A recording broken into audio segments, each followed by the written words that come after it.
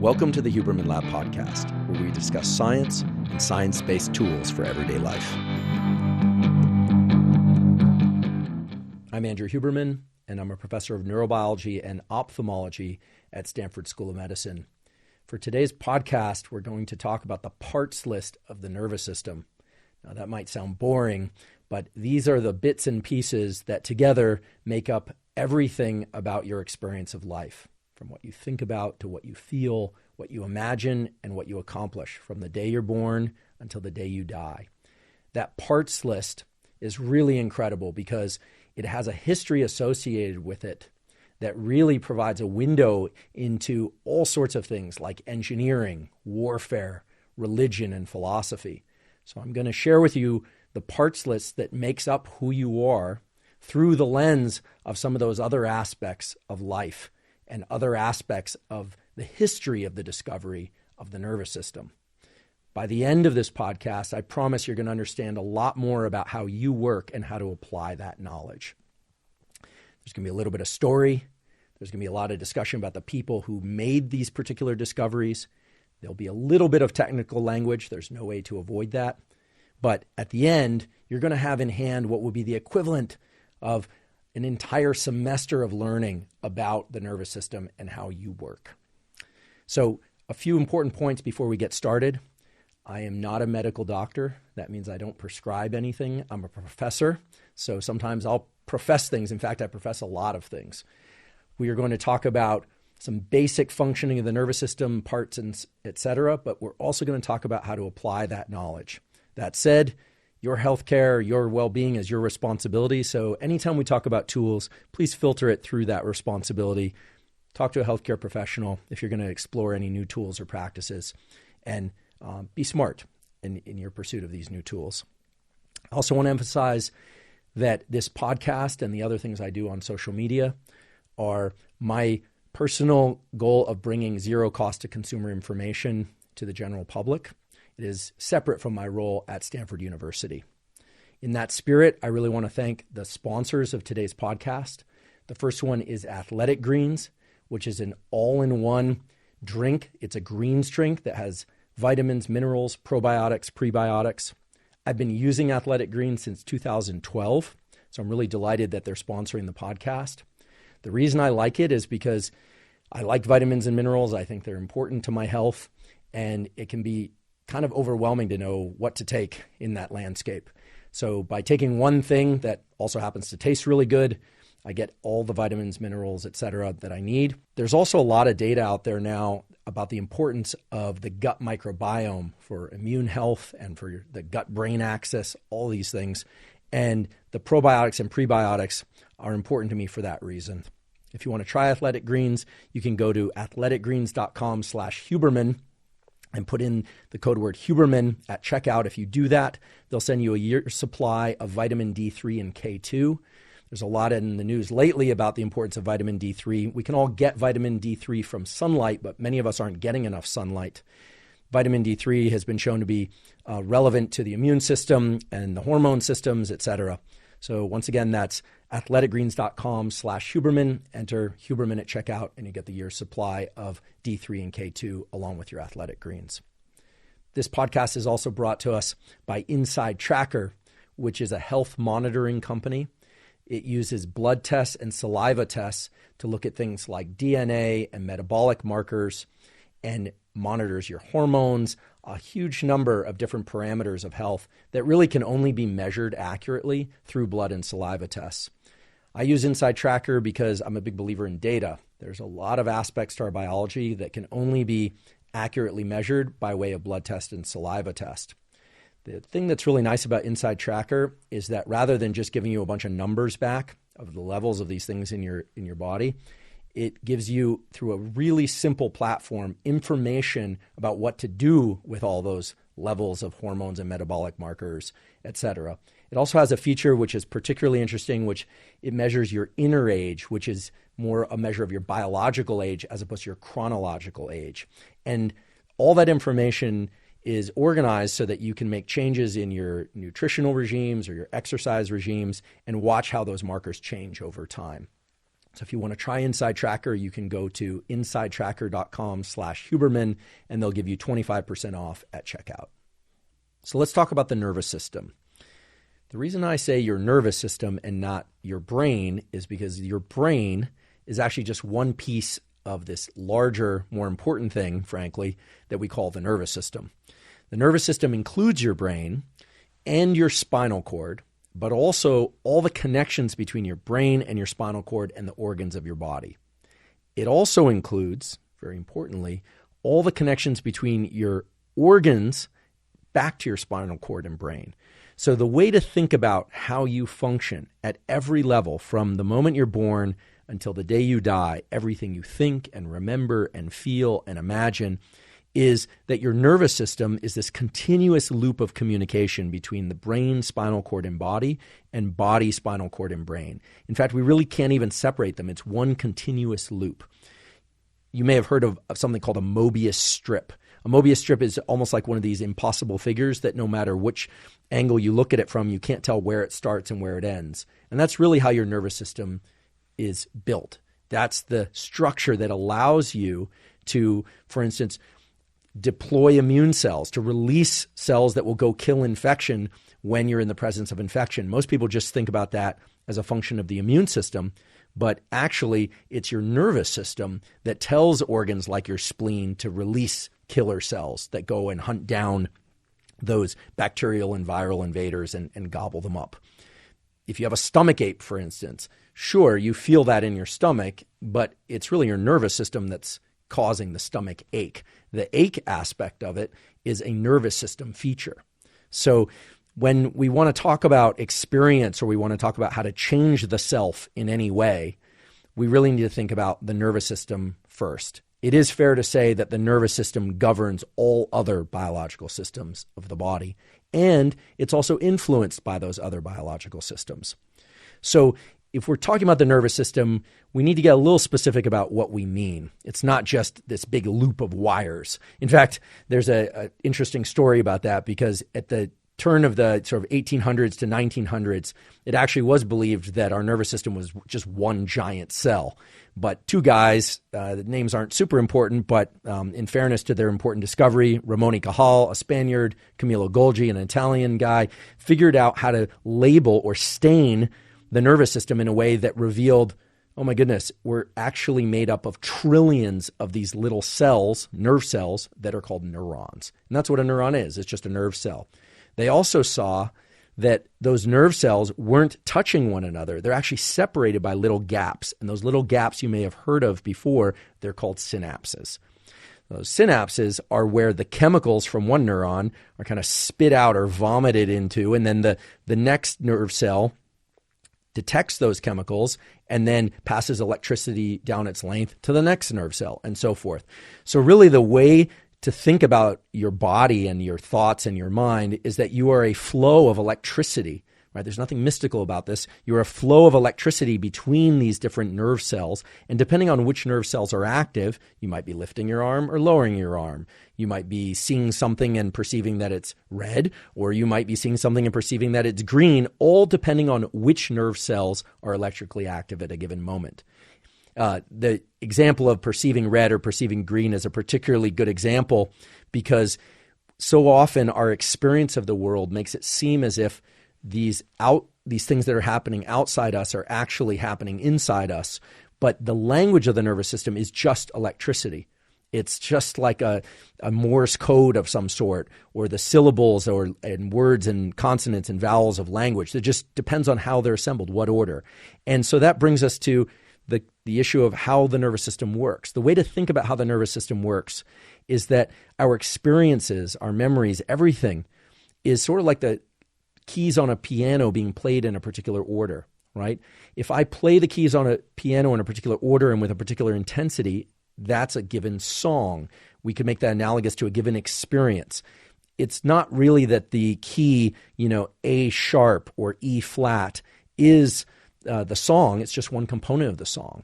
So when you hear that, for instance, there's a brain area called the hippocampus, which there is, that's involved in memory, well, it's involved in memory, but it's not that memories are stored there as sentences. They're stored there as patterns of electricity in neurons that, when repeated, give you the sense that you're experiencing the thing again. In fact, déjà vu, the sense that what you're experiencing is so familiar and like something that you've experienced previously, is merely that the neurons that were active in one circumstance are now becoming active in the same circumstance again. And so it's really just like hearing the same song, maybe not played on a piano, but next time on a classical guitar. There's something similar about that song, even though it's being played on two different instruments. So I think it's important that people understand the parts of their nervous system and that it includes so much more than just the brain, and that there are these things, neurons and synapses, but really that it's the electrical activity of these neurons that dictates our experience. So if the early 1900s were when these neurons were discovered, certainly a lot has happened since then. And in that time between the early 1900s and now, there's some important events that actually happened in history that give us insight, or gave us insight, into how the nervous system works. One of the more surprising ones was actually warfare. So as most everybody knows, in warfare, people get shot and people often die, but many people get shot and they don't die. And in World War I, there were some changes in artillery, in bullets, that made for a situation where bullets would enter the body and brain at very discrete locations and would go out the other side of the body or brain and also make a very small hole at that exit location. And in doing so, produced a lot of naturally occurring lesions of the nervous system. Now you say, okay, well, how does that relate to neuroscience? Well, unlike previous years where a lot of the artillery would create these big sort of holes as the bullets would blow out of the brain or body, I know this is rather gruesome, when the holes were very discrete, they entered at one point and left at another point, they would take out or destroy very discrete bits of neural tissue of the nervous system. So people were coming back from war with holes in their brain and in other parts of their nervous system that were limited to very specific locations. In addition to that, there was some advancement in the cleaning of wounds that happened, so many more people were surviving. What this meant was that neurologists now had a collection of patients that would come back and they'd have holes in very specific locations of their brain, and they'd say things like, well, I can recognize faces, but I can't recognize who those faces belong to. I know it's a face, but I don't know who it belongs to. And after that person eventually died, the neurologist would figure out, I've had 10 patients that all told me that they couldn't recognize faces, and they all had these bullet holes that went through a particular region of the brain. And that's how we know a lot about how particular brain regions, like the hippocampus, work. In fact, some of the more amazing examples of this where people would come back and they, for instance, would speak in complete gibberish, whereas previously they could speak normally. And even though they were speaking in complete gibberish, they could understand language perfectly. That's how we know that speech and language are actually controlled by separate portions of the nervous system. And there are many examples like that, people that couldn't recognize the faces of famous people. And that actually brings us to an interesting example in modern times. Many, many years later, in the early 2000s, there was actually a paper that was published in the journal Nature, excellent journal, showing that in a human being, a perfectly healthy human being, there was a neuron that would become active, electrically active, only when the person viewed the picture of Jennifer Aniston, the actress. So literally a neuron that represented Jennifer Aniston, so-called Jennifer Aniston cells. Neuroscientists know about these Jennifer Aniston cells. If you can recognize Jennifer Aniston's face, you have Jennifer Aniston neurons. And presumably you also have neurons that can recognize the faces of other famous and non-famous people. So that indicates that our brain is really a map of our experience. We come into the world and our brain has a kind of bias towards learning particular kinds of things. It's ready to receive information and learn that information, but the brain is really a map of experience. So let's talk about what experience really is. What does it mean for your brain to work? Well, I think it's fair to say that the nervous system really does 5 things, maybe 6. The first one is sensation. So This is important to understand for any and all of you that want to change your nervous system or to apply tools to make your nervous system work better. Sensation is a non-negotiable element of your nervous system. You have neurons in your eye that perceive certain colors of light and certain directions of movement. You have neurons in your skin that perceive particular kinds of touch, like light touch or firm touch or painful touch. You have neurons in your ears that perceive certain sounds. Your entire experience of life is sort of filtered by these, what we call sensory receptors, if you want to know what the name is.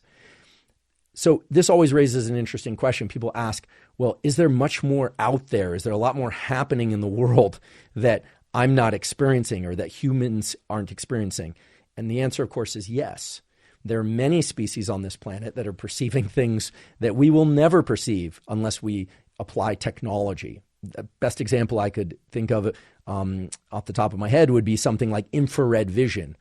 There are snakes out there, pit vipers and so forth, that can sense heat emissions from other animals. They don't actually see their shape. They sense their heat shape and their heat emissions. Humans can't do that unless, of course, they put on infrared goggles or something that would allow them to detect those heat emissions. There are turtles and certain species of birds that migrate long distances that can detect magnetic fields because they have neurons. Again, it's the nervous system that allows them to do this. So they have neurons in their nose and in their head that allow them to migrate along magnetic fields in order to, as amazing as this sounds, go from one particular location in the ocean, thousands of miles away, to all aggregate on one particular beach at a particular time of year so that they can mate, lay eggs, and then wander back off into the sea to die. And then their young will eventually hatch.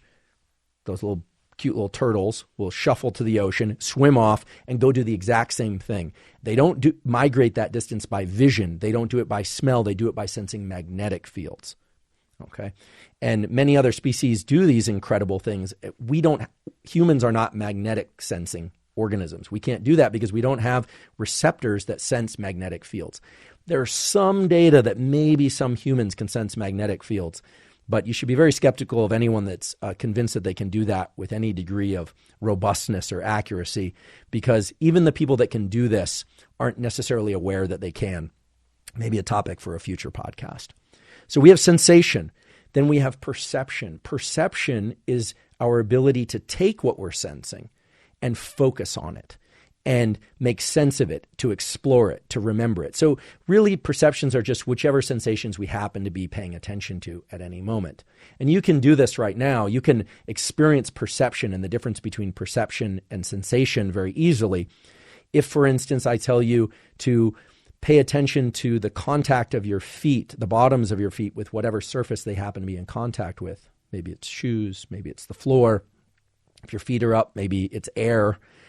The moment you place what we call the spotlight of attention or the spotlight of perception on your feet, you are now perceiving what was happening there, what was being sensed there. The sensation was happening all along, however. So while sensation is not negotiable, you can't change your receptors unless you adopt some new technology. Perception is under the control of your attention. And the way to think about attention is it's like a spotlight. Except it's not one spotlight. You actually have two attentional spotlights. Anyone that tells you you can't multitask, tell them they're wrong. And if they disagree with you, tell them to contact me. Because in old world primates, of which humans are, we are able to do what's called covert attention. We can place a spotlight of attention on something, for instance, something we're reading or looking at, or someone that we're listening to, and we can place a second spotlight of attention on something we're eating and how it tastes, or our child running around in the room, or my dog. You can split your attention into two locations, but of course you can also bring your attention, that is your perception, to one particular location. You can dilate your attention, kind of like making a spotlight more diffuse, or you can make it more concentrated. This is very important to understand if you're going to think about tools to improve your nervous system. Whether or not that tool is in the form of a chemical that you decide to take, maybe a supplement to increase some chemical in your brain, if that's your choice, or a brain machine device, or you're going to try and learn something better by engaging in some focus or motivated pursuit for some period of time each day. Attention is something that is absolutely under your control, in particular when you're rested. And we'll get back to this. But when you are rested, and we'll define rest very clearly, you are able to direct your attention in very deliberate ways. And that's because we have something in our nervous system which is sort of like a two-way street. And that two-way street is a communication between the aspects of our nervous system that are reflexive and the aspects of our nervous system that are deliberate. So we all know what it's like to be reflexive. You go through life, you're walking. If you already know how to walk, you don't think about your walking, you just walk. And that's because the nervous system wants to pass off as much as it can to reflexive action. That's called bottom-up processing. It really just means that information is flowing in through your senses, regardless of what you're perceiving, that information is flowing up and it's directing your activity. But at any moment, for instance, let's say a car screeches in front of you around the corner and you suddenly pause. You are now moving into deliberate action. You would start looking around in a very deliberate way. The nervous system can be reflexive in its action, or it can be deliberate. If reflexive action tends to be what we call bottom up, deliberate action and deliberate perceptions and deliberate thoughts are top down. They require some effort and some focus, but that's the point. You can decide to focus your attention and energy on anything you want. You can decide to focus your behavior in any way you want, but it will always feel like it requires some effort and some strain, whereas when you're in reflexive mode, just walking and talking and eating and doing your thing, it's going to feel very easy. And that's because your nervous system basically wired up to be able to do most things easily without much metabolic demand, without consuming much energy. But the moment you try and do something very specific, you're going to feel a sort of mental friction. It's going to be challenging. So we've got sensations, perceptions, and then we've got things that we call feelings/emotions. And these get a little complicated because almost all of us, I would hope all of us, are familiar with things like happiness and sadness or boredom or frustration. Scientists argue like crazy, neuroscientists and psychologists and philosophers for that matter, argue like crazy about what these are and how they work. Certainly, emotions and feelings are the product of the nervous system. They involve the activity of neurons. But as I mentioned earlier, neurons are electrically active, but they also release chemicals. And there's a certain category of chemicals that has a very profound influence on our emotional states. They're called neuromodulators. And those neuromodulators have names that probably you've heard of before, things like dopamine and serotonin and acetylcholine, epinephrine. Neuromodulators are really interesting because they bias which neurons are likely to be active and which ones are likely to be inactive. A simple way to think about neuromodulators is they are sort of like playlists that you would have on any kind of device where you're going to play particular categories of music. So for instance, dopamine, which is often discussed as the molecule of reward or joy, is involved in reward, and it does tend to create a sort of upbeat mood when released in appropriate amounts in the brain. But the reason it does that is because it makes certain neurons and neural circuits, as we call them, more active and others less active. Okay, so serotonin, for instance, is a molecule that when released tends to make us feel really good with what we have, our sort of internal landscape and the resources that we have, whereas dopamine, more than being a molecule of reward, is really more a molecule of motivation toward things that are outside us and that we want to pursue. And we can look at healthy conditions or situations like being in pursuit of a goal where every time we accomplish something en route to that goal, a little bit of dopamine is released and we feel more motivation. That happens. We can also look at the extreme example of something like mania, where somebody is so, relentlessly in pursuit of external things like money and relationships that they're sort of in this delusional state of thinking that they have the resources that they need in order to pursue all these things when in fact they don't. So these neuromodulators can exist in normal levels, low levels, high levels, and that actually gives us a window into a very important aspect of neuroscience history that all of us are impacted by today, which is the discovery of antidepressants and so-called antipsychotics. In the 1950s, 60s, and 70s, it was discovered that there are compounds, chemicals, that can increase or decrease serotonin, that can increase or decrease dopamine. And that led to the development of most of what we call antidepressants. Now, the trick here, or the problem, is that most of these drugs, especially in the 1950s and 60s, they would reduce serotonin, but they would also reduce dopamine, or they would increase serotonin, but they would also increase some other neuromodulator or chemical. And that's because all these chemical systems in the body, but the neuromodulators in particular, have a lot of receptors. Now, these are different than the receptors we were talking about earlier. The receptors I'm talking about now are sort of like parking spots where dopamine is released, and if it attaches to a receptor, say on the heart, it might make the heart beat faster because there's a certain kind of receptor on the heart. Whereas if dopamine is released and goes and attaches to muscle, it might have a completely different effect on muscle. And in fact, it does. So different receptors on different organs of the body are the ways that these neuromodulators can have all these different effects on different aspects of our biology. This is most salient in the example of some of the antidepressants that have sexual side effects, or that blunt appetite, or that blunt motivation. You know, many of these, which increase serotonin, can be very beneficial for people. It can elevate their mood, it can make them feel better, but they also, if the doses are too high, or if that particular drug isn't right for somebody, that person experiences challenges with motivation or appetite or libido because serotonin is binding to receptors in the areas of the brain that control those other things as well. So we talked about sensation, we talked about perception. When we talk about feelings, we have to consider these neuromodulators. And we have to consider also that feelings and emotions are contextual. In some cultures, showing a lot of joy or a lot of sadness is entirely appropriate. In other cultures, it's considered inappropriate.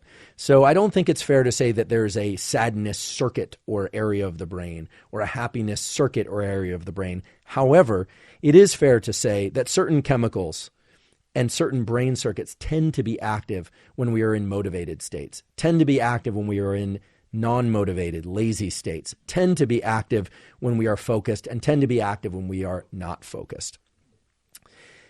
I want to emphasize also that emotions are something that we generally feel are not under our control. We feel like they kind of geyser up within us and they just kind of happen to us. And that's because they are somewhat reflexive. We don't really set out with a deliberate thought to be happy or deliberate thought to be sad. We tend to experience them in kind of a passive, reflexive way. And that brings us to the next thing, which are thoughts. Thoughts are really interesting because in many ways they're like perceptions, except that they draw on not just what's happening in the present, but also things we remember from the past and things that we anticipate about the future. The other thing about thoughts that's really interesting is that thoughts can be both reflexive, they can just be occurring all the time, sort of like pop-up windows on a poorly filtered web browser, or they can be deliberate. We can decide to have a thought. In fact, right now you could decide to have a thought just like you would decide to write something out on a piece of paper. You could decide that you're listening to a podcast, that you are in a particular location. You're not just paying attention to what's happening, you're directing your thought process. And a lot of people don't understand or at least appreciate that the thought patterns and the neural circuits that underlie thoughts can actually be controlled in this deliberate way. And then finally, there are actions. Actions or behaviors are perhaps the most important aspect to our nervous system because, first of all, our behaviors are actually the only thing that are going to create any fossil record of our existence. You know, after we die, the nervous system deteriorates, our skeleton will remain, but it's, you know, in the moment of experiencing something very joyful or something very sad, it can feel so all-encompassing that we actually think that it has some meaning beyond that moment. But actually, for humans, and I think for all species, the sensations, the perceptions, and the thoughts and the feelings that we have in our lifespan, none of that is actually carried forward except the ones that we take and we convert into actions such as writing, actions such as words, actions such as engineering new things. And so the fossil record of our species and of each one of us is really through action.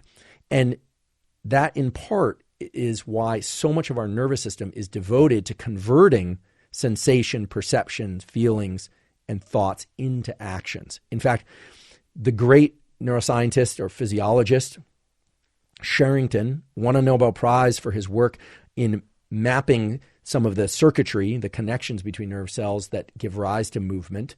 And he said movement is the final common pathway. The other way to think about it is that one of the reasons that our central nervous system, our brain and spinal cord, include this stuff in our skull, but also connect so heavily to the body, is because most everything that we experience, including our thoughts and feelings, was really designed to either impact our behavior or not.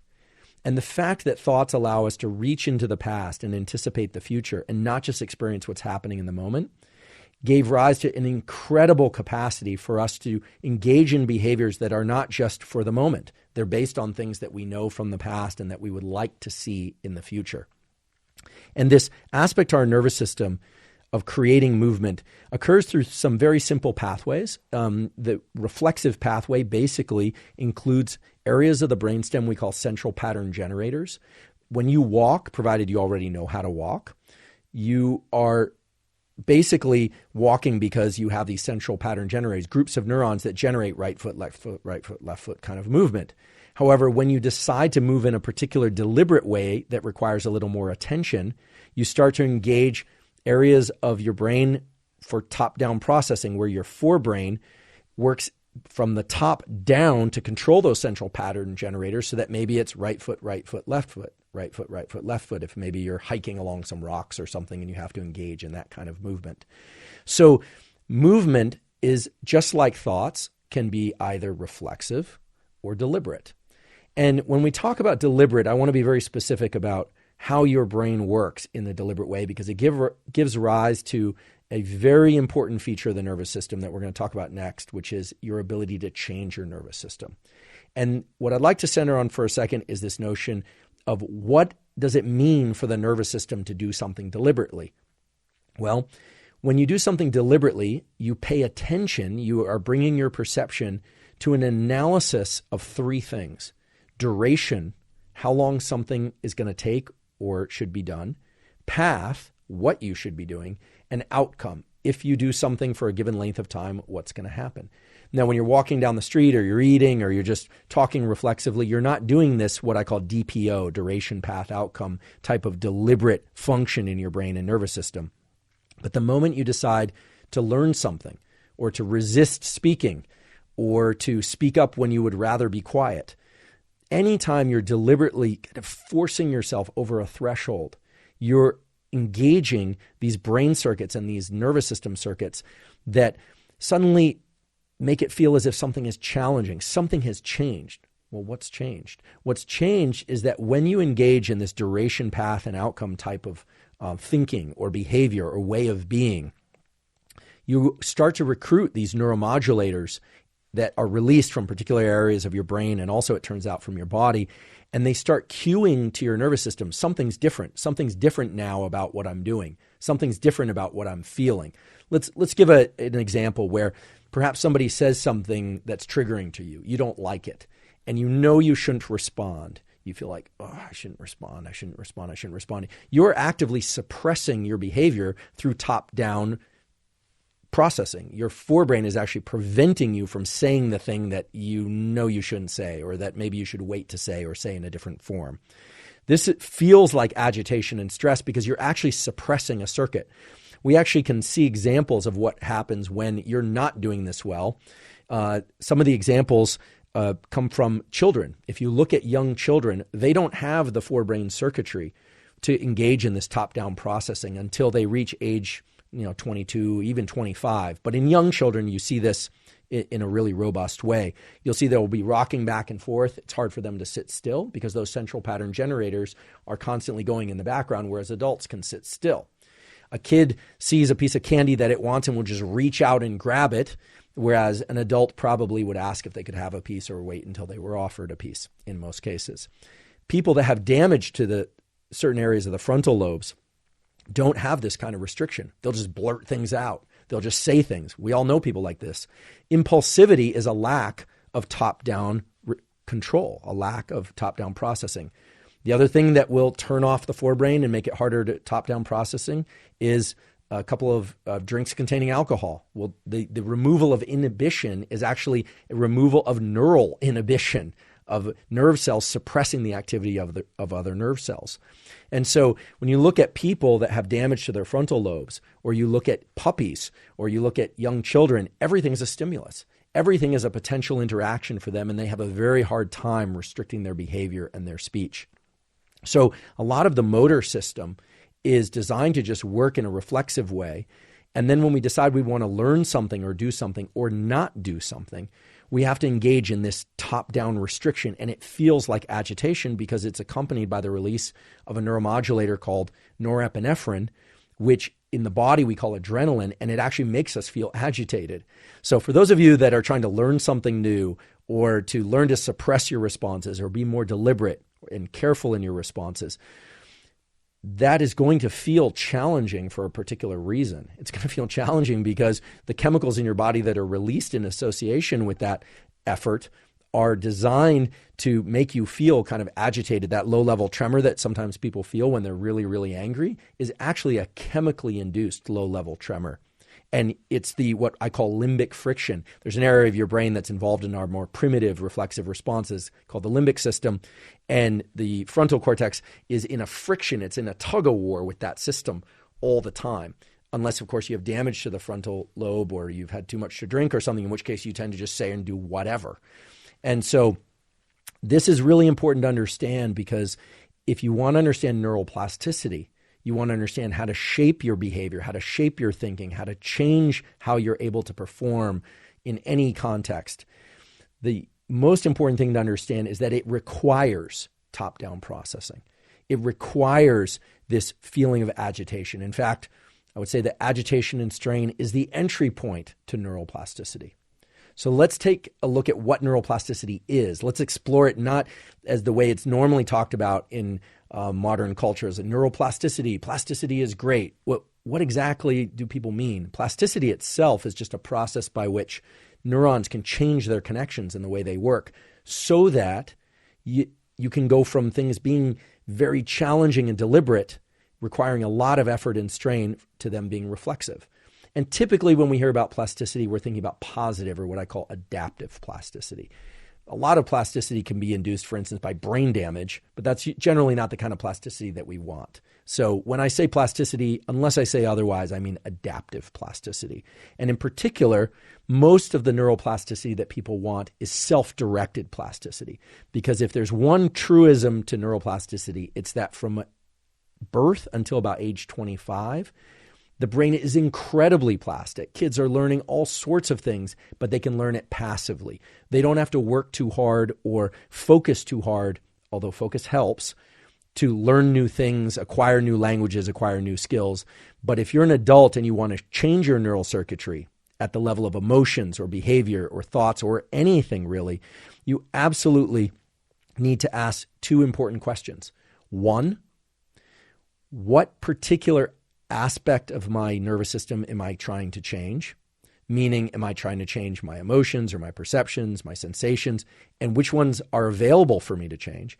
And then the second question is, how are you going to go about that? What is the structure of a regimen to engage neuroplasticity? And it turns out that the answer to that second question is governed by how awake or how sleepy we are. So let's talk about that next. Neuroplasticity is the ability for these connections in the brain and body to change in response to experience.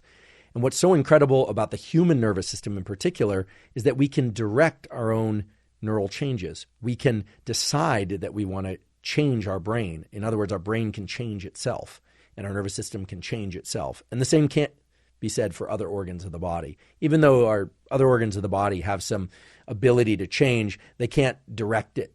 They can't think and decide, your gut doesn't say, I want to be able to digest spicy foods better, so I'm going to rearrange the connections to be able to do that. Whereas your brain can decide that you want to learn a language or you want to be less emotionally reactive or more emotionally engaged, and you can undergo a series of steps that will allow your brain to make those changes so that eventually it becomes reflexive for you to do that, which is absolutely incredible. For a long time, it was thought that neuroplasticity was the unique gift of young animals and humans, that it could only occur when we're young. And in fact, the young brain is incredibly plastic. Children can learn 3 languages without an accent reflexively, whereas adults, it's very challenging. It takes a lot more effort and strain, a lot more of that duration path outcome kind of thinking in order to achieve those plastic changes. We now know, however, that the adult brain can change in response to experience. Nobel Prizes were given for the understanding that the young brain can change very dramatically. I think one of the most extreme examples would be for people that are born blind from birth. They use the area of their brain that normally would be used for visualizing objects and colors and things outside of them for Braille reading. In brain imaging studies, it's been shown that, people who are blind from birth, when they Braille read, the area of the brain that would normally light up, if you will, for vision, lights up for Braille reading. So that real estate is reallocated for an entirely different function. If someone is made blind in adulthood, it's unlikely that their entire visual brain will be taken over by the areas of the brain that are responsible for touch. However, there's some evidence that areas of the brain that are involved in hearing and touch can kind of migrate into that area. And there's a lot of interest now in trying to figure out how more plasticity can be induced in adulthood, more positive plasticity. And in order to understand that process, we really have to understand something that might at first seem totally divorced from neuroplasticity, but actually lies at the center of neuroplasticity. And for any of you that are interested in changing your nervous system so that something that you want can go from being very hard or seem almost impossible and out of reach to being very reflexive, this is especially important to pay attention to. Plasticity in the adult human nervous system is gated, meaning it is controlled by neuromodulators.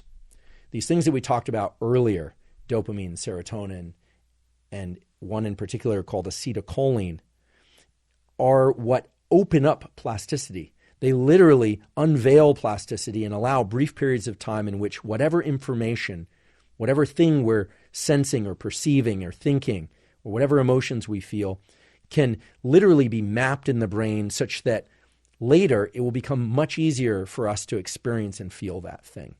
Now, this has a dark side and a positive side. The dark side is it's actually very easy to get neuroplasticity as an adult through traumatic or terrible or challenging experiences. But the important question is to say, why is that? And the reason that's the case is because when something very bad happens, there's the release of 2 sets of neuromodulators in the brain. Epinephrine, which tends to make us feel alert and agitated, which is associated with most bad circumstances, and acetylcholine, which tends to create a even more intense and focused perceptual spotlight. Remember earlier we were talking about perception and how it's kind of like a spotlight. Acetylcholine makes that light particularly bright and particularly restricted to one region of our experience.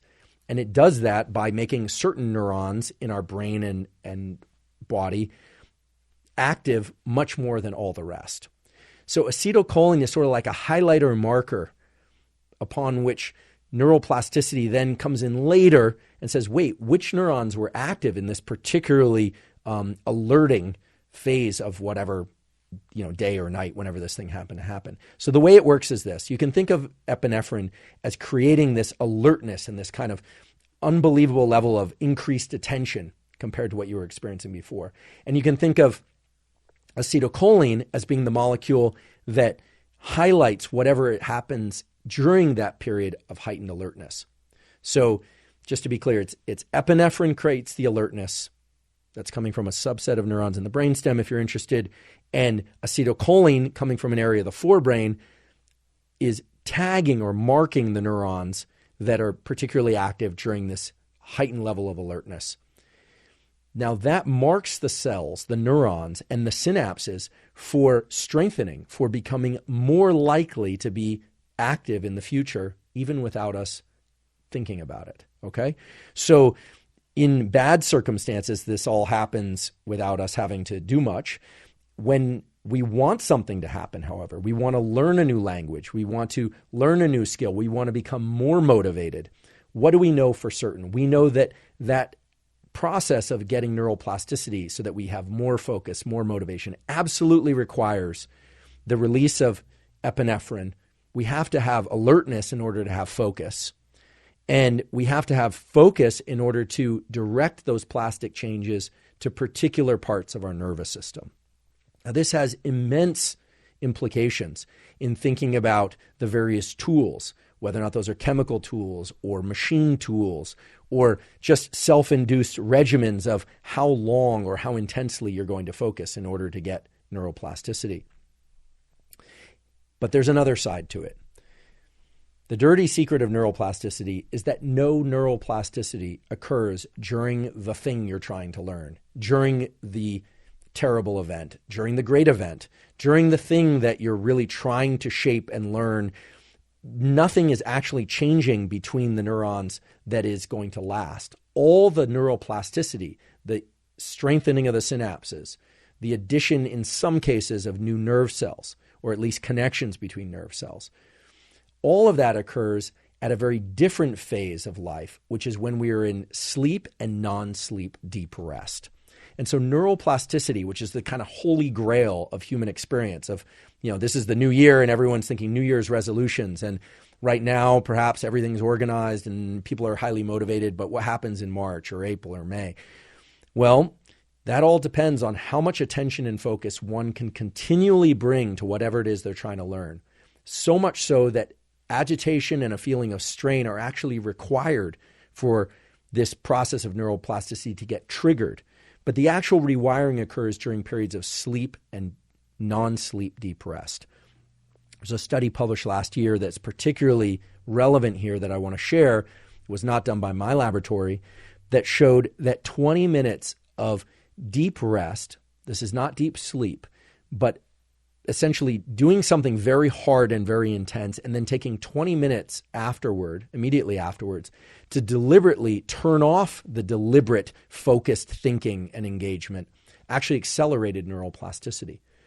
There's another study that's just incredible, and we're going to go into this in a future episode of the podcast not too long from now, that showed that if people are learning a particular skill, it could be a language skill or a motor skill, and they hear a tone just playing in the background, the tone is playing periodically in the background, like just a bell.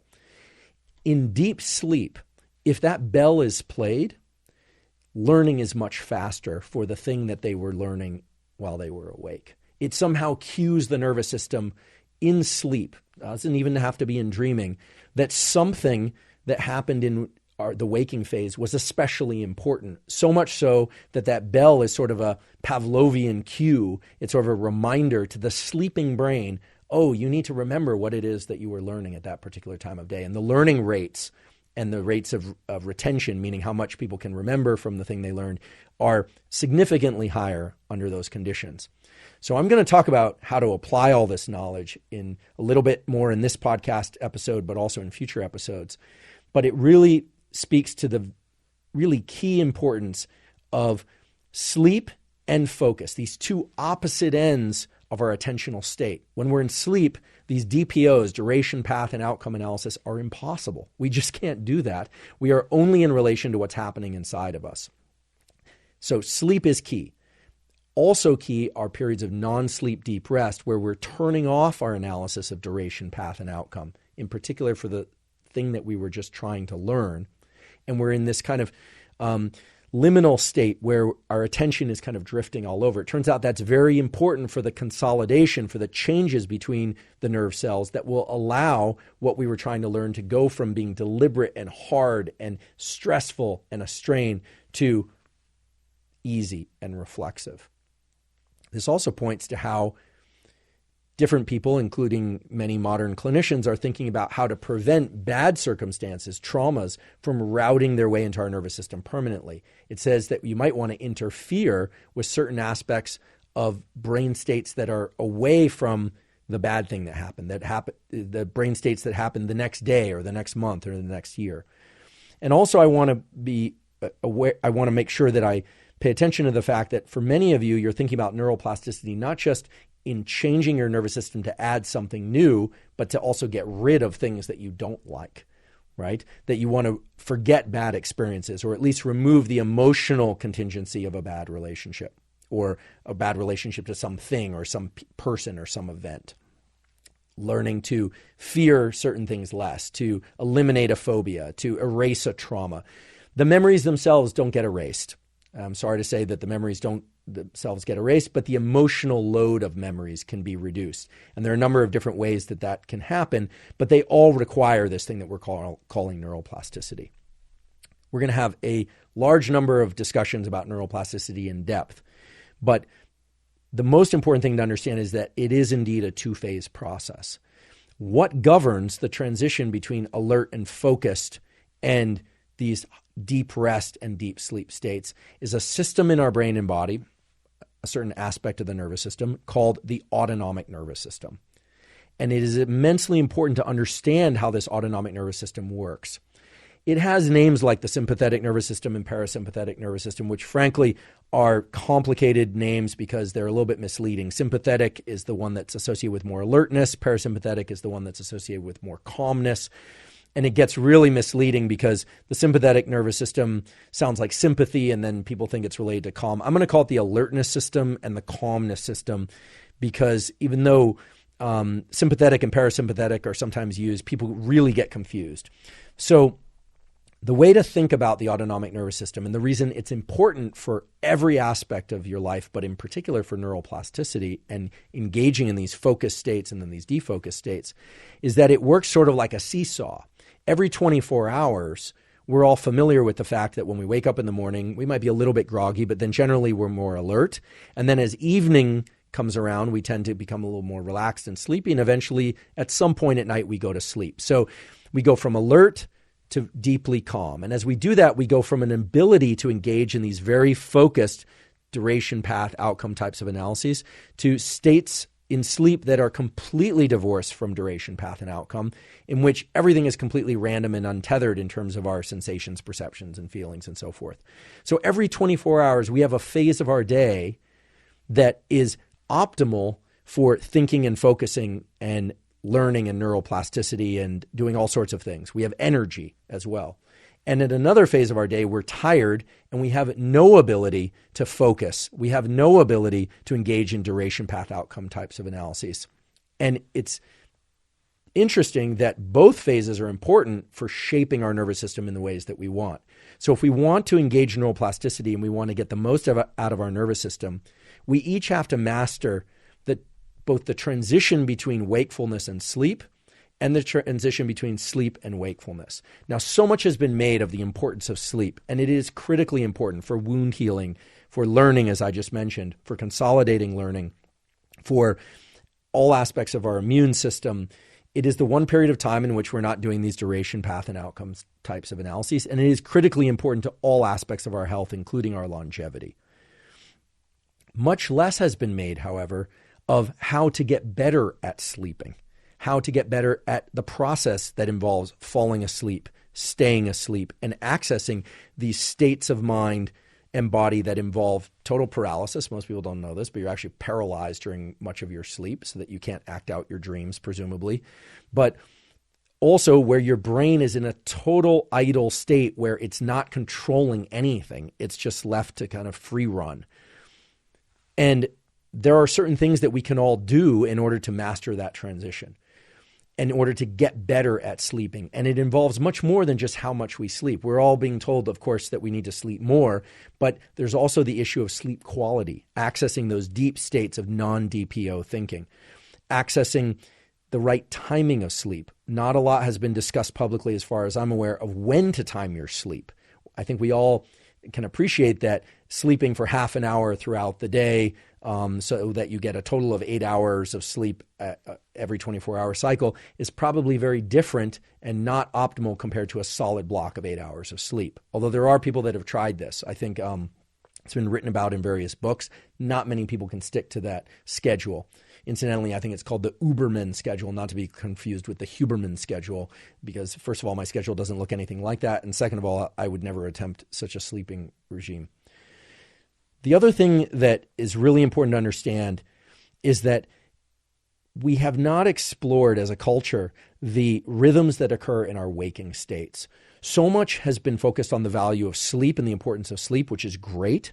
But I don't think that most people are paying attention to what's happening in their waking states and when their brain is optimized for focus, when their brain is optimized for these DPOs, these duration path outcome types of engagements for learning and for changing, and when their brain is probably better suited for more reflexive thinking and behaviors. And it turns out that there's a vast amount of scientific data which points to the existence of what are called ultradian rhythms. You may have heard of circadian rhythms. Circadian means circa, about a day. So it's 24-hour rhythms because the Earth spins once every 24 hours. Ultradian rhythms occur throughout the day and they require less time. They're shorter. The most important ultradian rhythm, for sake of this discussion, is the 90-minute rhythm that we're going through all the time in our ability to attend and focus. And in sleep, our sleep is broken up into 90-minute segments. Early in the night, we have more phase 1 and phase 2 lighter sleep, and then we go into our deeper phase 3 and phase 4 sleep, and then we return to phase 1, 2, 3, 4. So all night, you're going through these ultradian rhythms of stage 1, 2, 3, 4, 1, 2, 3, 4. It's repeating. Most people perhaps know that, maybe they don't, but when you wake up in the morning, these ultradian rhythms continue. And it turns out that we are optimized for focus and attention within these 90-minute cycles, so that at the beginning of one of these 90-minute cycles, maybe you sit down to learn something new or to engage in some new challenging behavior. For the first 5 or 10 minutes of one of those cycles, it's well known that the brain and the neural circuits and the neuromodulators are not going to be optimally tuned to whatever it is you're trying to do. But as you drop deeper into that 90-minute cycle, your ability to focus and to engage in this DPO process and to direct neural plasticity and to learn is actually much greater. And then you eventually pop out of that at the end of the 90-minute cycle. So these cycles are occurring in sleep and these cycles are occurring in wakefulness. And all of those are governed by this seesaw of alertness to calmness that we call the autonomic nervous system. So if you want to master and control your nervous system, regardless of what tool you reach to, whether or not it's a pharmacologic tool or whether or not it's a behavioral tool or whether or not it's a brain-machine interface tool, it's vitally important to understand that your entire existence is occurring in these 90-minute cycles, whether or not you're asleep or awake. And so you really need to learn how to wedge into those 90-minute cycles. And for instance, it would be completely crazy and counterproductive to try and just learn information while in deep sleep by listening to that information because you're not able to access it. It would be perfectly good, however, to engage in a focused bout of learning each day. And now we know how long that focused bout of learning should be. It should be at least one 90-minute cycle. And the expectation should be that the early phase of that cycle is going to be challenging. It's going to hurt. It's not going to feel natural. It's not going to feel like flow. But that you can learn, and the circuits of your brain that are involved in focus and motivation can learn to drop into a mode of more focus, get more neural plasticity, in other words, by engaging these ultradian cycles at the appropriate times of day. For instance, some people are very good learners early in the day and not so good in the afternoon. So you can start to explore this process even without any information about the underlying neurochemicals by simply paying attention, not just to when you go to sleep and when you wake up each morning, how deep or how shallow your sleep felt to you subjectively, but also throughout the day when your brain tends to be most anxious, because it turns out that has a correlate related to perception that we will talk about.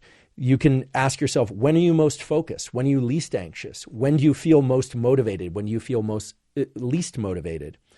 By understanding how the different aspects of your perception, sensation, feeling, thought, and actions tend to want to be engaged or not want to be engaged, you develop a very good window into what's going to be required to shift your ability to focus or shift your ability to engage in creative type thinking at different times of day, should you choose. And so that's where we're heading going forward. It all starts with mastering this seesaw that is the autonomic nervous system, that at a coarse level is a transition between wakefulness and sleep. But at a finer level, and just as important, are the various cycles, these ultradian 90-minute cycles that govern our life all the time, 24 hours a day, every day of our life. And so we're going to talk about how you can take control of the autonomic nervous system so that you can better access neuroplasticity, better access sleep, even take advantage of the phase that is the transition between sleep and waking to access things like creativity and so forth. All based on studies that have been published over the last 100 years, mainly within the last 10 years, and some that are very, very new, and that point to the use of specific tools that will allow you to get the most out of your nervous system. So today we covered a lot of information. It was sort of a whirlwind tour of everything from neurons and synapses to neuroplasticity in the autonomic nervous system. We will revisit a lot of these themes going forward. So if all of that didn't sink in one pass, please don't worry. We will come back to these themes over and over again. I wanted to equip you with language that we're all developing a kind of common base set of information going forward. And I hope the information is valuable to you and you're thinking about what is working well for you and is what's working less well and what's been exceedingly challenging and what's been easy for you in terms of your pursuit of particular behaviors or emotional states, where your challenges or the challenges of people that you know might reside. As promised in our welcome video, the format of the Huberman Lab podcast is to dive deep into individual topics for an entire month at a time. So for the entire month of January, we're going to explore this incredible state that is sleep and a related state, which is non-sleep deep rest, and what they do for things like learning, resetting our emotional capacity. Everyone's probably familiar with the fact that when we're sleep deprived, we're so much less good at dealing with life circumstances. We're more emotionally labile. Why is that? How is that? But most importantly, we're going to talk about how to get better at sleeping and then how to access better sleep, even when your sleep timing or duration is compromised. We're also going to talk about the data that support this very interesting state called non-sleep deep rest, where one is neither asleep nor awake, but it turns out one can recover some of the neuromodulators and, more importantly, the processes involved in sensation, perception, feeling, thought, and action. It's sure to be a very rich discussion back and forth where I'm answering your questions and providing tools. And I'm certain you're also going to learn a lot of information about neuroscience and what makes up this incredible phase of your life where you think you're not conscious, but you're actually resetting and renewing yourself in order to perform better, feel better, etc., in the waking state.